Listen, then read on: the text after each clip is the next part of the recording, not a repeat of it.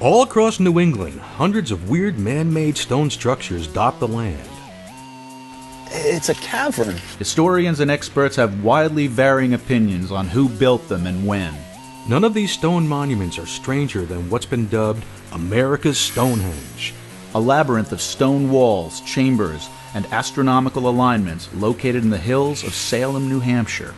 Some experts believe it was built by Native Americans, while other scholars believe European civilizations were here thousands of years before Columbus or the Vikings. Could the stone structures alter American history as we currently know it? And why do some folks claim this weird site has paranormal activity? Ah! What was that? Welcome, mortals. I'm Mark Moran. I am skeptical. Okay, you're gonna have to prove it to me. What a skeptic. And I'm Mark Sceurman. I do tend to be a believer. I can feel the spirits. Seriously, Mark? Yeah. We investigate the weirdest, most bizarre stories across America and put them in our books. From the mysterious to the creepy, it definitely proves truth is stranger than fiction. These are the Unsolved Secrets of America.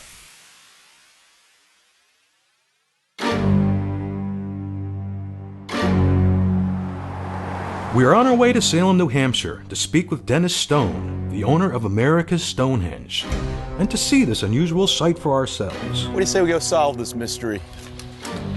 Hi, you must be Dennis. Nice to meet both of you, Mark. We're here to see a real mystery, and we hear you know something about it. Well, you're at the right place. How did you come to own such an unusual spot like this?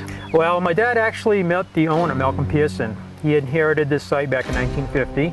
And my dad eventually opened the place to the public as a museum in 1958. If you go back far enough, it goes back to the Patty family. They owned the property for 1734 up to about the end of the 1800s. I mean, there were always these rumors about the place being haunted. So you're saying there's been some weird happenings in here too, or? Well, there has been, I suppose, yeah. These are rumors that passed down from generations, that it was an evil place, you stayed away from it. Well, you want to give us a little tour of your Absolutely. facility here? Yep. Well, we'll go see some artifacts. Okay, great. All right, we'll go right inside there. All right. Yep. After you. Whenever somebody sees a site that it may be associated with American Indians, they're always going to tell you about some sort of paranormal activity. Any site can be haunted if people feel the energy. What you're looking at here are some petroglyphs. Dr. Berryfeld from Harvard University, he found Phoenician, Libyan, and Celtic markings up here on the site. So this definitely means there was some evidence of inhabitation by other cultures then. It seems to indicate that. Well, Dennis, you have really piqued my curiosity. I can't wait to get up there and take a look at this for myself. Here it is. Wow. It's a labyrinth. Look at the size of this roof stone over this enclosure. And there's only 18 inches underneath it. Why? Maybe this is the laundry room. Certainly wasn't a laundry room. Hey, even the ancients needed to do their laundry. America's Stonehenge covers some 30 acres. There are low, rambling stone walls, primitive cave-like buildings, and a series of tunnels that seem to run helter-skelter. Yet the structures were erected with painstaking care. The stones, some weighing up to 11 tons, were shaped and placed with precision. This unusual site shares more than just a name with Stonehenge in England. Both sites were built by people knowledgeable in stonework. The two also have astronomical alignments and can be used as observatories to determine solar and lunar events. And no one is proof positive on why either of these structures were built, or exactly who built them.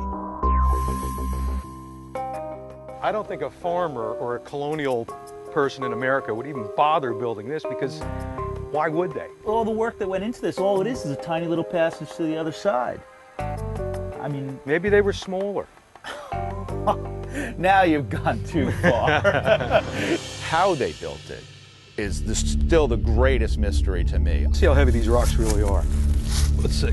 That one doesn't look too bad. That's not bad. How heavy do you think that is? 25? That's about 45, 50 pounds. Here we go. Let's try this one. This one's on other rocks, so... Should be easy. It should be easy. Somebody moved it, right? Yeah. Ready? Go! Start! Pick it. Now, Mark! Who would even want to move these things? That ain't going anywhere. Whoever it was, They sure were determined.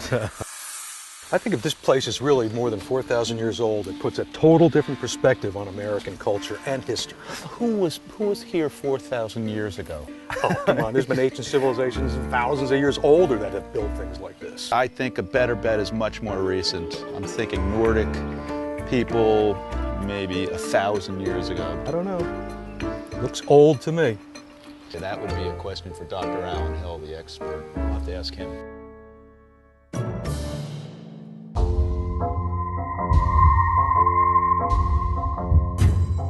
Hello, Alan. You're a professor of history and astronomy, right? Right. So this place must hold a real fascination for you. It's got just about everything, right? I'm fascinated by this place as well as others. What were these stone chambers actually used for? Many of these were used in terms of astronomical alignments. More than likely, this was a sacred site. There haven't been any artifacts that would indicate it was used as a place where people lived. Mm-hmm.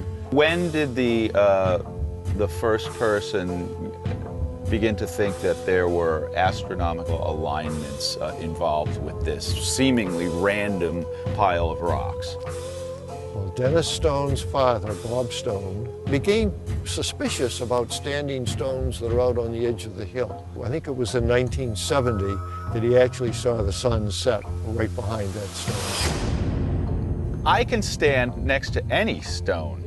Depending on where I look at it, the sun's going to set over it every day. What's special about their alignment? Best way to see that, I think, is for us to go to the center of the site. Let's go see. I'll show you. The astronomical aspect of it, I'm not convinced of. I believe these stones were placed there thousands of years ago.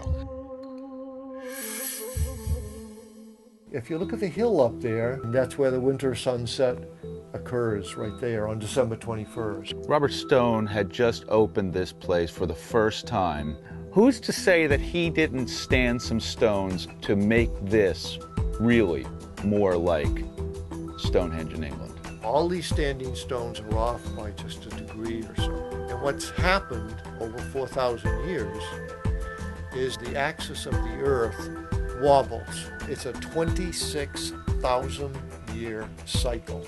The significance of that for our alignments is our alignments have all been thrown off slightly, all the way around, every one of them. I doubt that Robert Stone, if he set up all these boulders out here on the edge of the hill, would have said, okay, now I've got to offset these just so much. That's how the good ones get you. They got to know their game if they're going to fool you. I think that you make some valid points, and I do respect your opinion. Thank you very much.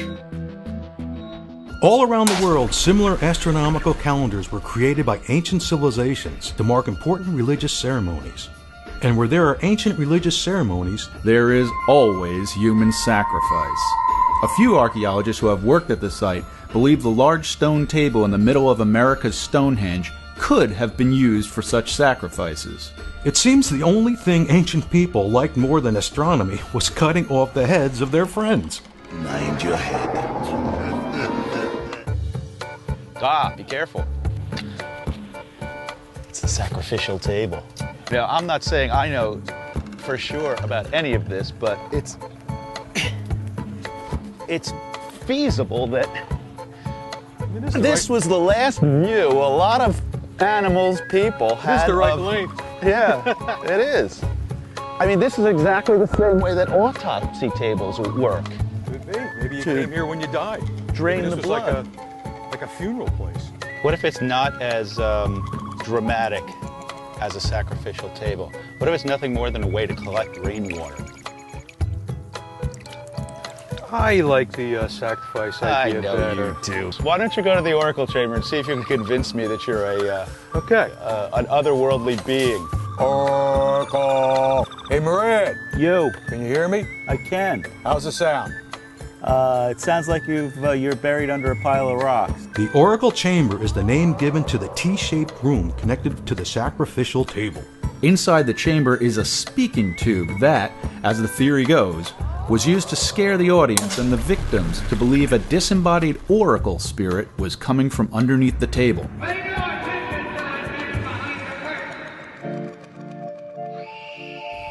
What was that? A leaf. So tell me again, Mark, why did you have to drag me back out here at night? Haven't we seen enough of this site during the day? What are we going to see at night that we didn't see during the day? Spirits come out more at night. Why is that?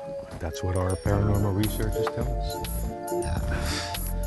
Paranormal You gotta researchers admit, say a lot of things. You gotta admit, this place is a lot spookier at night than it is in the daytime. I find it quite peaceful, and I'm not so sure we're going to commune with the dead. Well, Mark, if we're going to find any spirits, I would imagine this is where they'd be. Are you feeling it in your heart? I am. I feel this place is spiritual in some respect, and I don't think we're ever going to know why it was built, the purpose, or whatever. I think that there probably was some sort of connection with the cosmos in the astronomical alignments of the place. But I think we both agree that it's another unsolved secret of America. Absolutely. Let's go find another one. After you, my friend. Next week on Unsolved Secrets of America, Los Angeles is known for sun and sand, but were its first inhabitants a large race of super intelligent underground lizard people? we travel to the City of Angels to burrow beneath the streets and investigate this weird mystery. Next week on Unsolved Secrets of America.